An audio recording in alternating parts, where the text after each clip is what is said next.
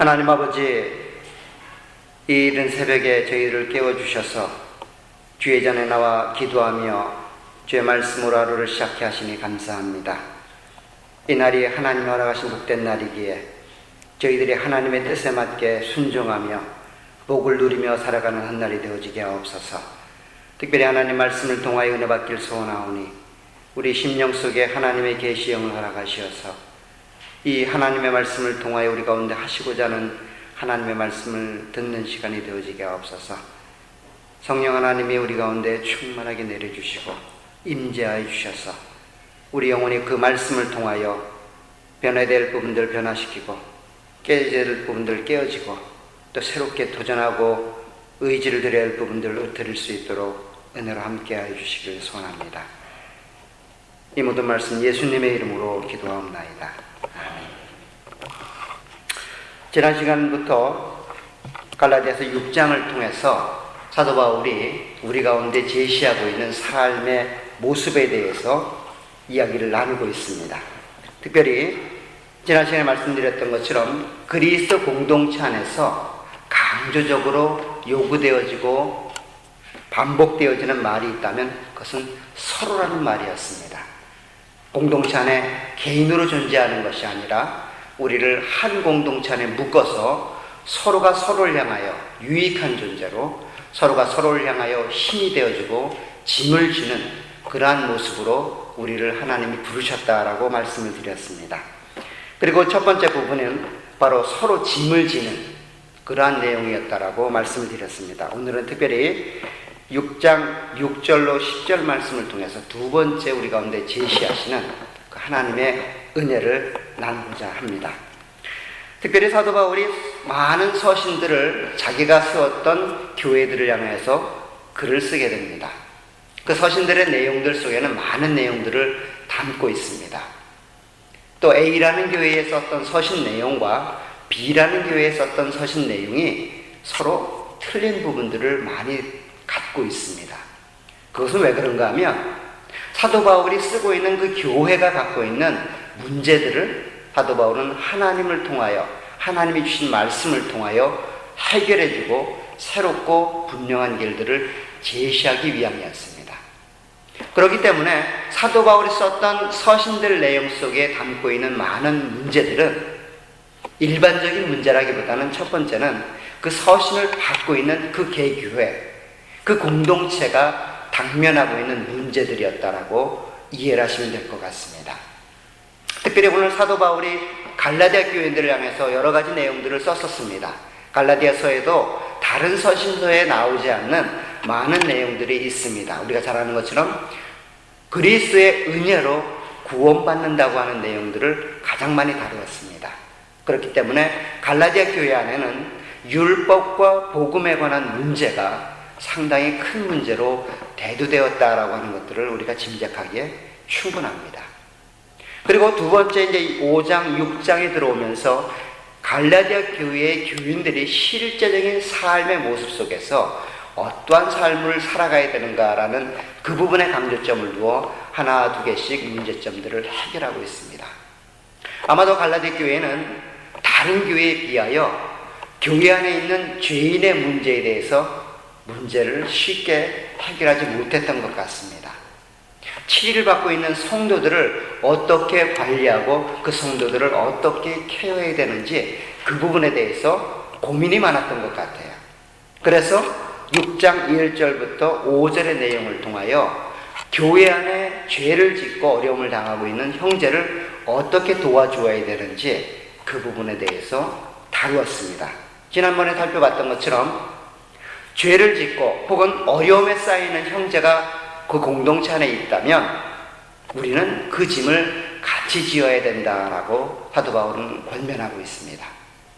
즉 그 형제가 하나님의 은혜 안에 속하는 것이 얼마나 귀하고 아름다운지 깨달을 수 있도록 끊임없이 사랑과 하나님의 은혜를 그 사랑하는 성도에게 그 죄에 빠져있는 성도에게 치리를 받고 있는 그 성도에게 보여주어야 된다라고 말을 하고 있습니다. 그리고 그 보여지는 그 은혜를 따라서 그 죄악 가운데 있는 성도는 자신의 죄를 회개하고 그 죄악된 길에서 돌아서서 하나님 은혜 안에 거하고자 소망하고 열망하는 마음으로 나와야 된다라고 말하면서 그 형제를 도와주고 짐을 서로 지을 수는 있지만 그 형제가 감당해야 될 그 짐을 대신 질 수는 없다라는 논리로 사도 바울은 우리 가운데 제시하고 있습니다. 끊임없이 사랑을 베풀어 주시고 용서하는 마음으로 기다려 주지만 그것을 인하여 그 형제를 용인하고 그냥 받아줘서는 안 된다라고 성경은 또 우리 가운데 제시하고 있습니다. 그 죄에 빠진 형제, 치료를 받고 있는 형제는 자신의 죄를 회개하고 돌아서서 하나가 되는 이 공동체 안에 아름다운 질서와 그 복음의 순수성을 유지해야 된다라고 가르치고 있습니다. 그리고 오늘 두 번째, 사도 바울은 다시 갈라디아 교인들에게 그 교회가 당면하는 문제의 어려움들을 다루고 있습니다. 그것은 오늘 6절부터 기록하는 내용입니다. 아마도 갈라디아 교회 안에는 이 물질적인 그 축복과 그로 인해서 빈부의 격차가 좀 있었던 것 같아요. 더 나아가서 그 가르침을 주는 하나님 말씀을 맡은 교역자나 하나님 말씀을 맡은 선생들이 물질적인 축복이 없어서 그 가르치는 일들이 조금 등한시되었던 것 같습니다. 그래서 그 내용을 조정하고 해결하기 위하여 사도 바울은 두 번째 실제적인 갈라디아 교인들을 향한 지침을 제시하고 있습니다. 그것이 바로 6절입니다. 6절 한번 보십시오. 가르침을 받는 자는 말씀을 가르치는 자와 모든 좋은 것을 함께하라 라고 말하고 있습니다. 여기서 가르침을 받는다라는 말은 일반적인 그리스도 성도들을 말하고 있습니다. 갈라디아 교회 안에서 하나님의 말씀의 은혜를 따라서 성도라고 부름을 받은 갈라디아 교회 교인들을 말하고 있습니다. 그리고 두 번째, 말씀을 가르치는 자라고 표현하고 있는 이 부분은 무엇인가 하면 하나님의 말씀을 연구하고 하나님 말씀을 깨달아서 그 하나님 말씀을 교회 공동체에 전하는 그러한 자다라고 말하고 있습니다. 오늘날 말하면 설교자 혹은 교회 목사 혹은 교역자 이런 부분으로 요약이 될 수 있을 것입니다. 이렇게 두 부류가 오늘 사도 바울이 권면하긴 좋은 것을 함께하라라고 말하고 있습니다. 이 본문에 표현되고 있는 함께하라라는 말은 우리가 잘 아는 헬라어 단어입니다. 코이노니아라는 단어인데 우리말로는 교제라는 말로 이해되고 여러분들의 생각 속에 아마 자리 잡고 있을 것입니다. 근데 이 코이노니아라는 말을 오늘 본문은 함께하라라는 말로 이야기하고 있습니다. 여기서 함께하라는 이 말은 우리가 1절부터 5절에서 보았던 것처럼 서로라는 말과 일맥상통하는 말이라고 생각할 수 있습니다. 사실 이 코이노니아라는 말이 여러 가지 의미로 사용이 되어집니다. 우리는 그냥 교제라는 그러한 내용으로 쉽게 생각하지만 이 코이노니아라는 단어는 여러 가지 의미로 사용되어지는데 특별히 사도 바울은 갈라디아서 2장 9절에서 이 말을 동일하게 사용을 했었습니다. 갈라디아서 2장 9절을 보면 이렇게 말합니다. 또 기둥같이 여기는 야고보와 게바와 요한도 내게 주신 은혜를 알므로 나와 바나바에게 친교의 악수를 하였으니 우리는 이방인에게로 그들은 할례자에게로 가게 하려 함이라. 여기서 말하는 이 친교의 악수라고 말할 때 그 친교가 코이노니아라는 말로 소개되고 있습니다. 그리고 그리스도 안에서 우리가 공통된 내용을 가지고 교제하고 있다는 것이죠. 지금 베드로와 다른 사도들은 유대인을 향하여 자신의 사명을 부여받고 있고 사도 바울은 이방인들을 향해서 하나님의 복음을 전하는 사명을 부여받고 있었습니다. 그럼에도 불구하고 이 두 부류는 서로 다른 것이 아니라 코이노니아, 교제할 수 있는, 하나가 될 수 있는 공통된 복음을 갖고 있다라고 말하는 것입니다. 그래서 이 공통된 복음을 다루기 위하여 코이노니아라는 말을 사용하고 있습니다.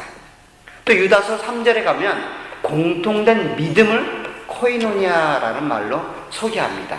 또 빌립보서 3장 10절에 가면 더 분명한 말로 그리스도의 고난에 동참하는 것, 그리스도께서 당하셨던 그 십자가의 고난과 어려움에 동참하는 것을 코이노니아다라고 우리 가운데 소개하고 있습니다. 이처럼 코이노니아라는 말은 그 내용이 상당히 스펙트럼이 넓습니다. 그러나 일반적으로는 신약 성경에서 코이노니아라는 단어를 이해하게 되면 물질적인 축복을 함께 나누는 것이다라고 이야기합니다. 어떤 사람에게는 그 물질적인 축복이 크게 다가왔고 어떤 사람에게는 그것이 조금 있을 수 있죠. 이런 내용들을 그 성도의 교제 안에서 서로 쉐어하는 것, 이러한 함께 나눔이 신약 성경 안에서는 많이 주장되어지고 요구되어지는데 그것을 코이노니아라는 말로 소개하고 있습니다. 사실 우리는 교제라는 말을 쉽게 생각해서 교제가 이야기 나누고 서로의 어려운 문제점에 대해서 들어주고 여기까지가 교제일 것이라고 생각하는데 실제로 코이노니아는 삶을 전제로 한 교제입니다. 야고보서가 말했던 것처럼 행함이 없는 믿음을 우리는 코이노니아라고 말하지 않습니다. 실제적으로 코이노니아는 내 것과 내 것이 없는 하나가 되어져서 서로가 서로의 것을 자기의 것처럼 누리고 서로가 서로의 필요를 채워주는 그와 같은 나눔이 있고 하나가 되어지는 실제적인 어떤 공동체로서의 하나됨을 말하는 것이 코이노니아입니다. 그러니까 단순히 교제하는 것이 아니라 그 교제를 통하여 알게 된 상대방의 문제와 어려움들을 내가 해결해 줄 수 있다면 해결해 주는 것. 이것이 실제적인 코이노니아죠. 그렇기 때문에 단순히 나의 어려움과 문제를 저 사람에게 알려줘야 되겠다, 이것이 아니라 나의 문제 어려움들을 나누게 된다면 그 문제를 같이 해결해 달라는 요망도 그 안에 포함되어 있는 것이죠. 이와 같은 진정한 코이노니아가 우리 공동체 내에 있기를 주의 이름으로 부탁을 드립니다.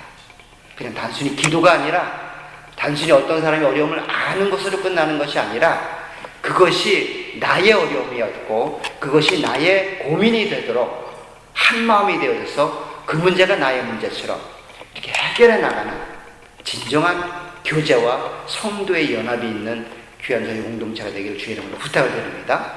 그런데 오늘 본문은 이와 같은 코이노니아를 하나님의 말씀을 맡은 자와 하나님의 말씀을 듣는 자가 함께 나누어야 된다라고 말하고 있습니다. 그런데 오늘 본문을 보니까 무엇을 함께 되는가라고 사도 바울이 말하냐면 좋은 것을 함께 하라라고 말하고 있습니다. 하나님을 맡은 자에게 있어서 좋은 것은 무엇일까요? 그것은 바로 양질의 말씀의 내용을 준비하고 연구해서 그 좋은 하나님의 진리의 말씀을 성도들에게 전하는 것일 겁니다. 그렇잖아요. 제가 여러분들에게서 가장 좋은 것을 전해줄 수 있는 것은 하나님의 말씀을 충실히 준비해서 하나님의 말씀을 전하는 것일 거예요. 제가 돈이 많아서 보너스를 매일마다 드리면 얼마나 좋겠어요. 힘이 좋아서 여러분들이 큰 짐을 말 옮길 때 그런 걸 막 옮겨드렸으면 얼마나 좋겠어요. 근데 사실 저는 그런 능력이 없습니다. 그런 자질도 없고 그런 시간적인 여유도 없습니다. 제가 여러분들에게 가장 좋은 것을 드릴 수 있는 것은 열심히 준비하고 열심히 하나님의 말씀을 연구해서 가르치는 일일 거예요.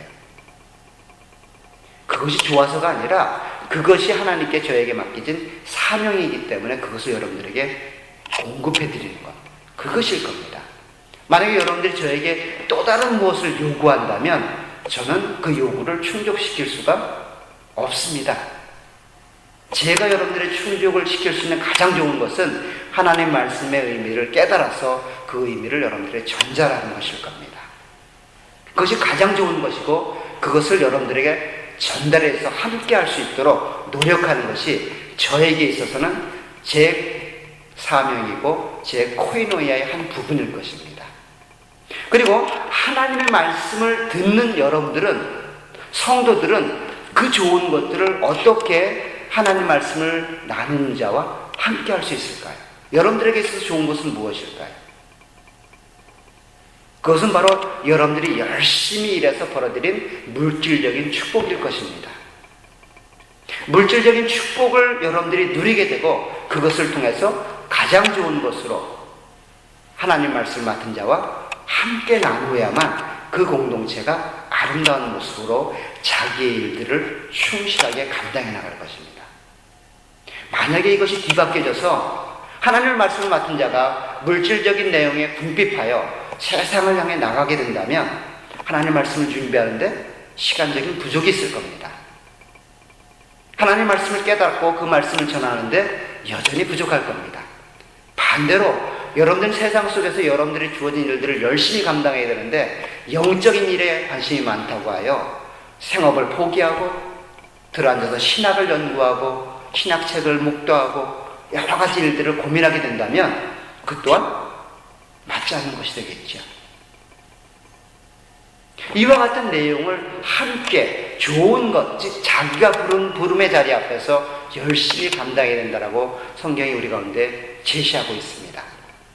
사실 현대교회에는 특별히 한국교회의 좀 보수라고 얘기하고 있고 믿음이 좋다라고 말하는 교회들에 가보면 여러 가지 내용들이 참 있는데 그것 중에 하나가 물질에 관해서는 너무 인색하다는 거예요.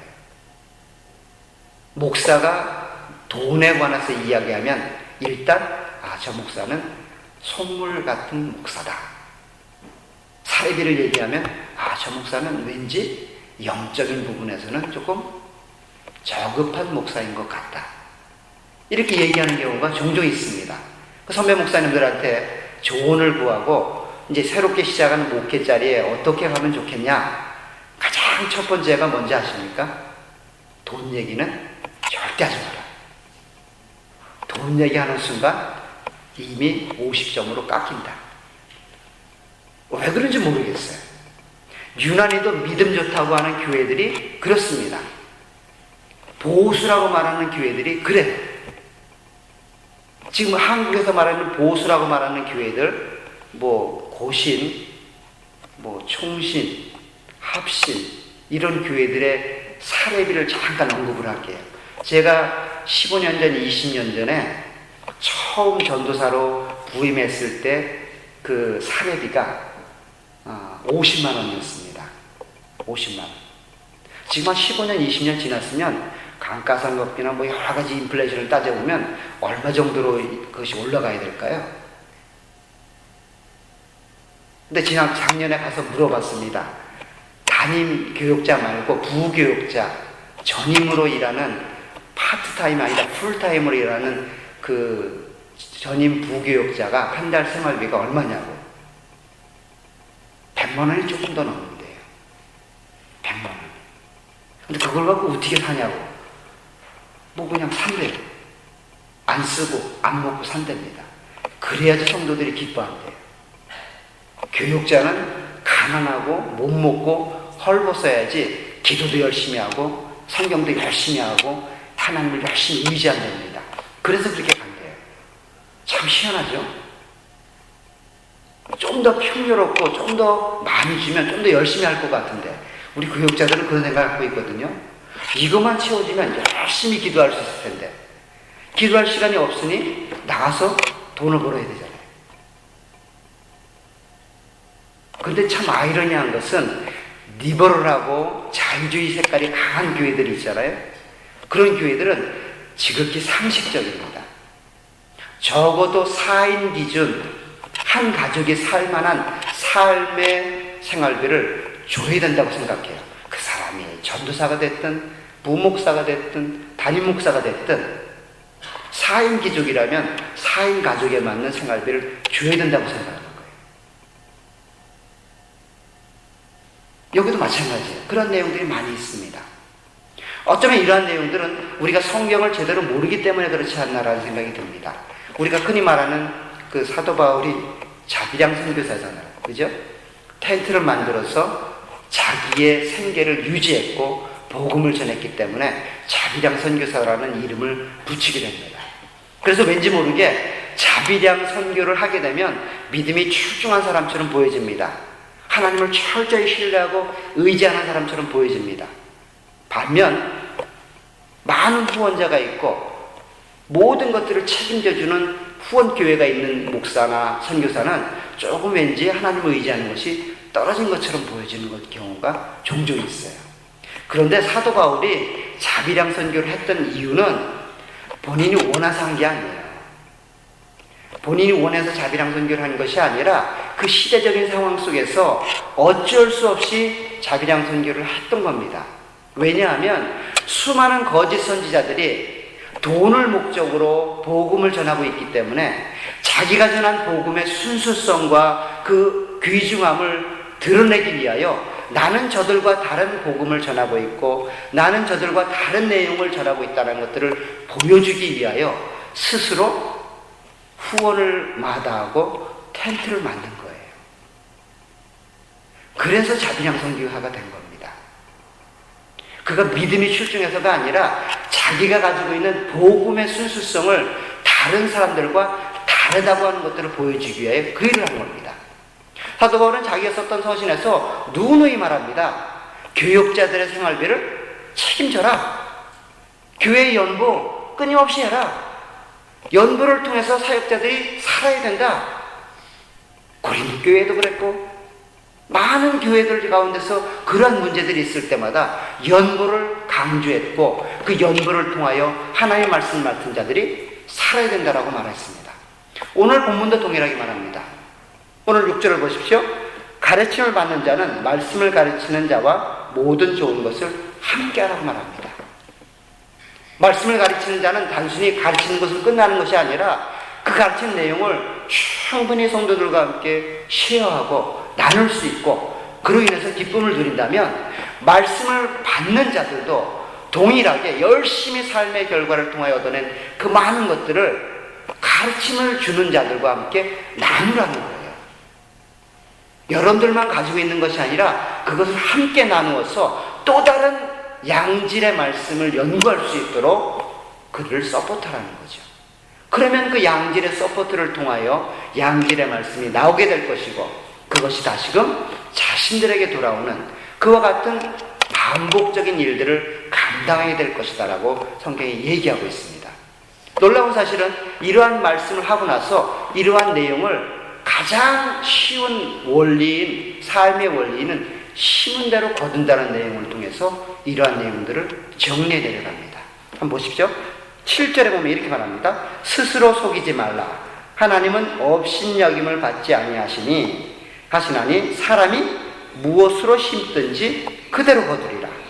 자기 육체를 위하여 심는 자는 육체로부터 썩어질 것을 거두고 성령을 위하여 심는 자는 성령으로부터 영생을 거둔다라고 말하고 있습니다.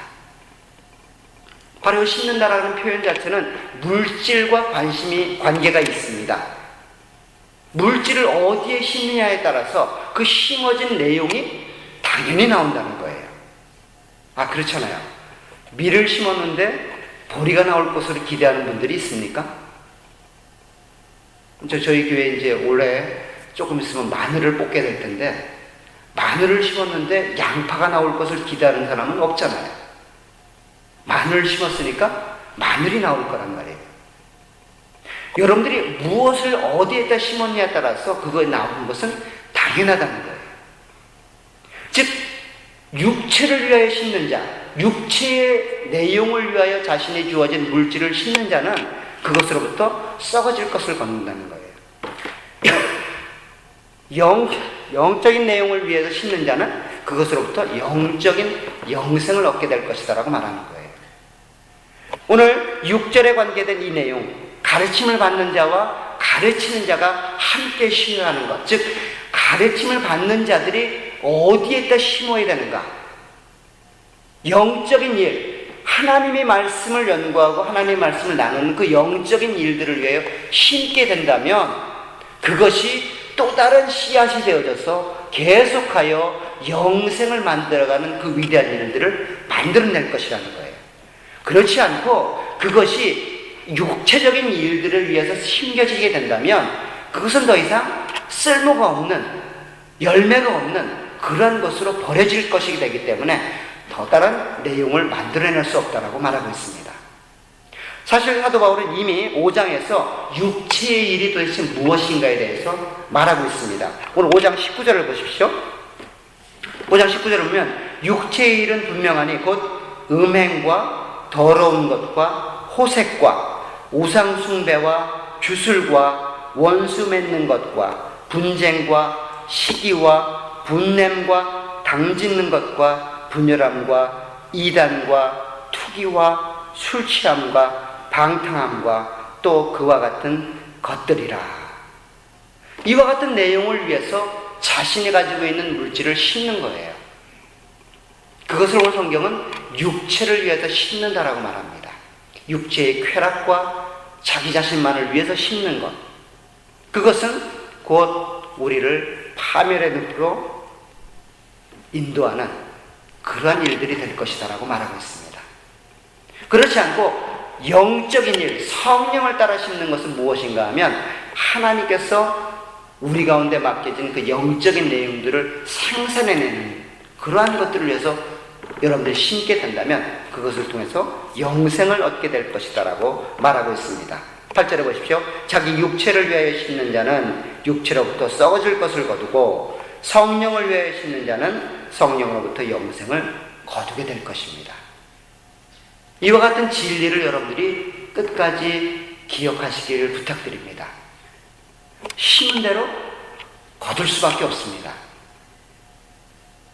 물체, 육체, 즉 보물이 있는 곳에 여러분들의 마음이 있다라고 사도 바울은, 예수님은 분명히 말씀하셨어요. 그래서 천국에 여러분들의 보물을 쌓아둘 것을 권면하고 있습니다. 세상에는 여러분들의 보물을 유지하고 그것을 통해서 또 다른 무엇을 만들어낼 수 있는 능력이 없다고 성경이 말하고 있습니다.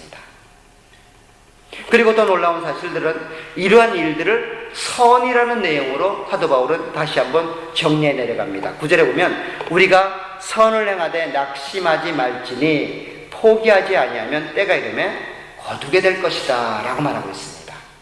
그리고 10절에 가면 그러므로 우리는 기회 있는 대로 모든 이에게 착한 일을 하되 더욱 믿음의 가정들에게 할지니라.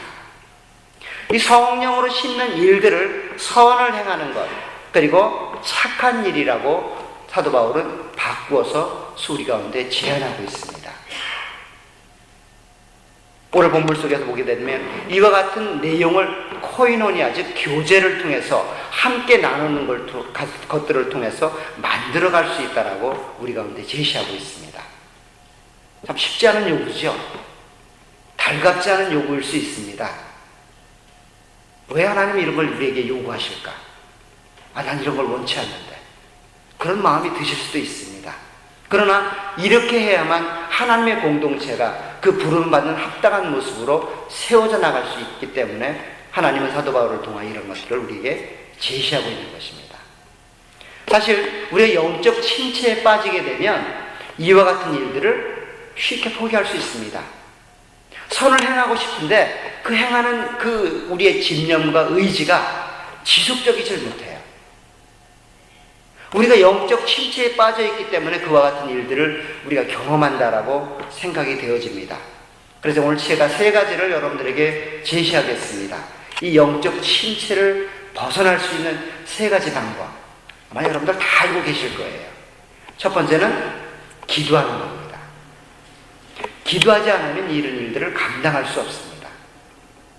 기도는 하나님과 우리의 대화입니다.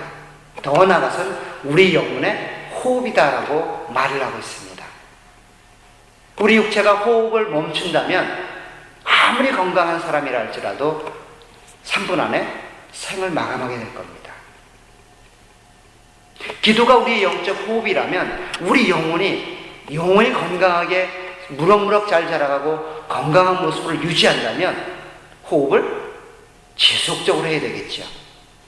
일주일에 한 번씩 호흡을 한다거나 한 달에 2번씩 호흡을 한다거나 그렇게 되면 살아있는 것 자체가 기적이겠죠.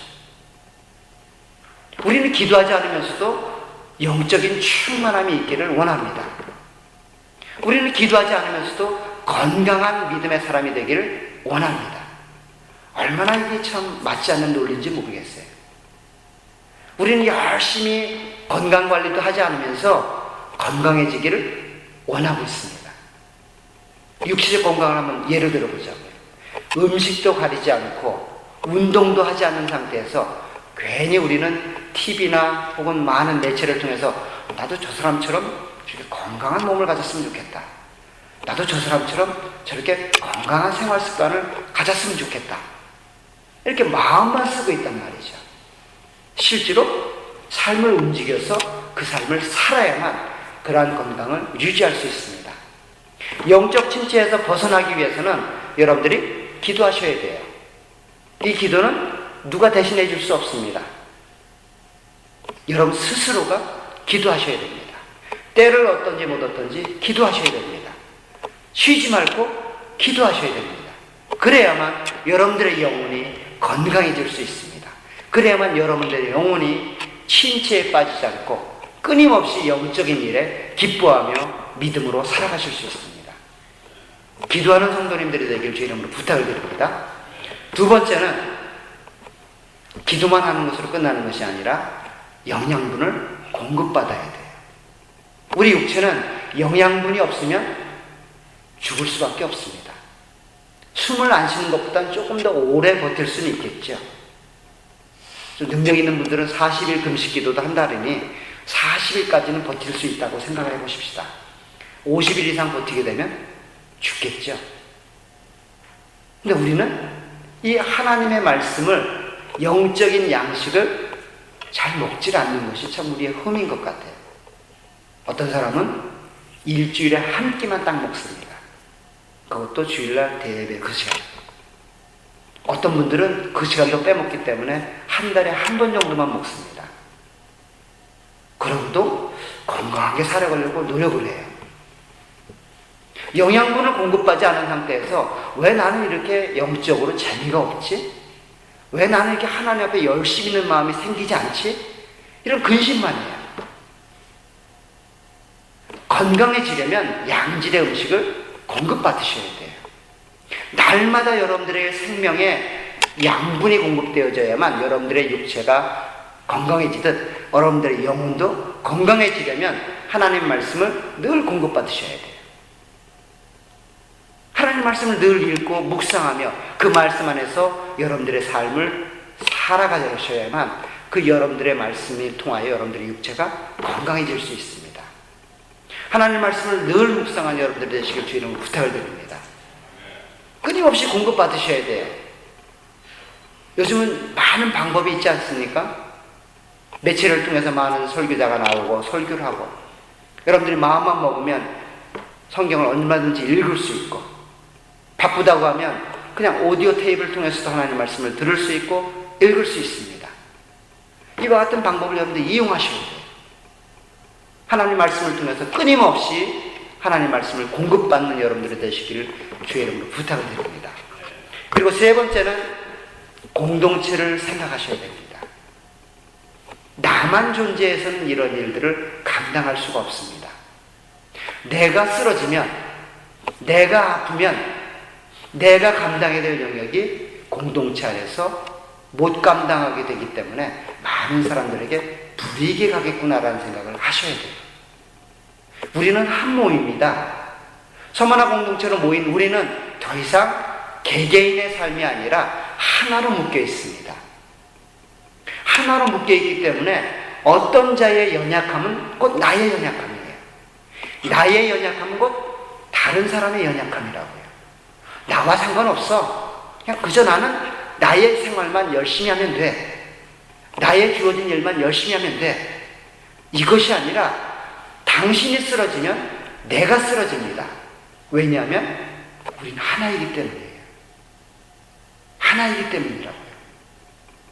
몸에서 가시가 손가락에 박히면 온몸이 쑤시고 아픕니다. 그 자그마한 가시가 손가락에 박혔을 뿐인데 왜 온몸이 아플까요? 그것은 바로 내가 하나의 몸으로 유지되고 있기 때문이에요. 유기적인 연합체이기 때문입니다. 우리 공동체는 그와 같은 존재입니다. 한 사람의 연약함이 그냥 그 사람으로 끝나는 것이 아니라 나의 연약함이고 나의 아픔이 되어야 됩니다. 한 사람의 실수와 한 사람의 그 잘못됨은 곧 우리 공동체의 아픔이고 우리 공동체를 와해시킬 수 있는 모티브가 됩니다. 그렇기 때문에 우리는 열심히 서로가 서로에게 관심을 갖고 서로가 서로에게 격려하여 하나가 되어도록 노력하셔야 됩니다. 만약에 어떤 사람이 호흡하기를 거절하고 있다면 인공호흡기를 갖다 들여대고 인공호흡을 시켜야 됩니다. 어떤 사람이 만약 먹기를 거부하고 단식을 투쟁하고 있다면 그 사람에게 영양분을 공급할 수 있도록 노력하셔야 됩니다. 그것이 공동체예요. 때로는 여러분들의 기도로, 때로는 여러분들의 그 사랑스러운 전화 한 통으로 그런 사람들이 다시금 하나님의 사랑 안에 돌아올 수 있습니다. 내가 힘들고 어려울 때에도 그와 같은 도움을 다른 사람에게 요청하셔야 됩니다.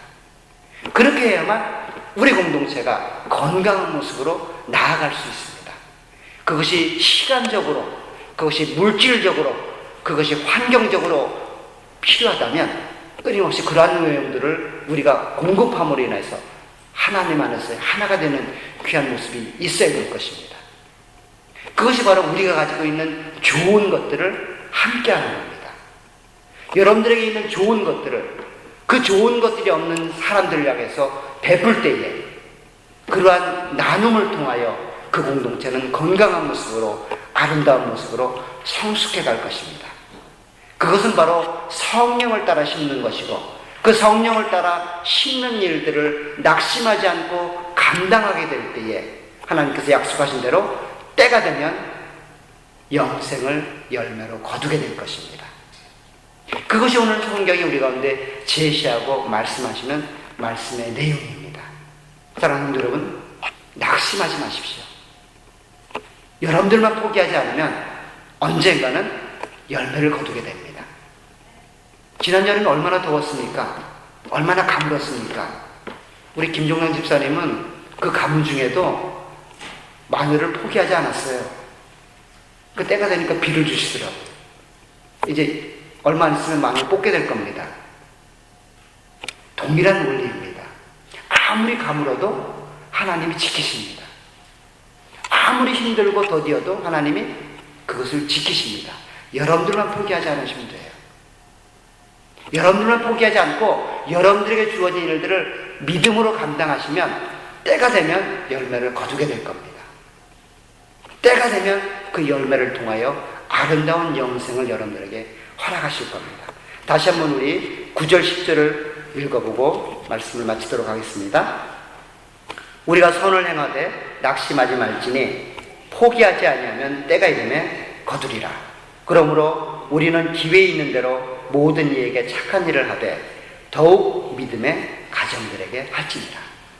우리 사랑하는 공동체 안에서 이와 같은 선을 나누고 선을 쌓고 성령을 따라 심는 일들을 지속적으로 감당하셔서 오늘 약속하신 말씀처럼 그 안에서 영생을 거두는 참다운 믿음을 거두고 하나님의 아름다운 보화를 누리는 귀한 아름다운 공동체가 되기를 주 이름으로 부탁을 드립니다.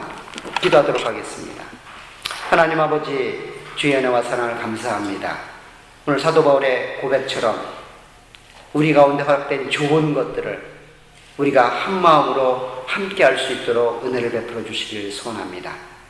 하나님, 나에게 주신 달란트를 통하여 만들어낸 그 많은 것들이 그러한 달란트가 없는 자들에게 동일하게 전해져서 우리 공동체가 아름답게 세워져 가고 우리 공동체가 놀라운 아름다운 모습으로 성숙해 갈 수 있도록 은혜를 베풀어 주시길 소원합니다.